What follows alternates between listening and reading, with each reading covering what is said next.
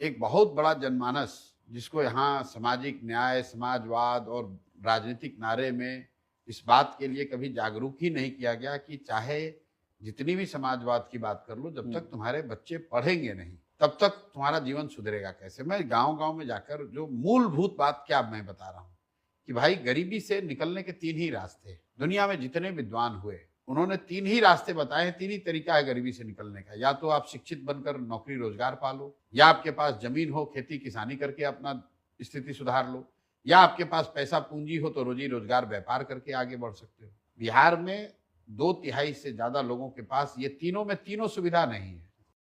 संख्या में जो आपको भयावह गरीबी दिखती है, उसकी एक मूल वजह यह है कि बिहार में एक बड़ी आबादी के पास ये तीनों में तीनों सुविधा नहीं है।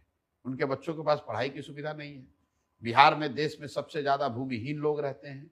यहाँ जो आंकड़े हैं सरकारी, ग्रामीण बिहार में 60% लोगों के पास एक धूर जमीन नहीं है। और यहाँ समाजवाद की राजनीति हो रही है पिछले 50 साल से। 60% लोगों के पास एक धूर जमीन है ही नहीं। 86% दलितों के पास 1 इंच जमीन नहीं है। वही हाल पूंजी का है। पिछले 30 वर्ष में 26 लाख करोड़ रुपया बिहार के बैंकों ने बिहार से दूसरे राज्यों में ट्रांसफर किया है। तो जब आपके पास पढ़ाई नहीं है, जमीन नहीं है और पूंजी नहीं है, तो आप गरीबी से निकलिएगा कैसे। हमने देखा चाहे जितने नारेबाजी करनी है कर लो, जिसको जिताना है जिता लो, जिसको हराना है हरा लो। जब तक इन आधारभूत 3 चीजों को नहीं सुधारा जाएगा, तब तक बिहार में आमूलचूल परिवर्तन नहीं हो सकता है। ये न होने के पीछे नेताओं के साथ कहीं ना कहीं समाज, बिहार के लोग, हम और आप दोषी हैं।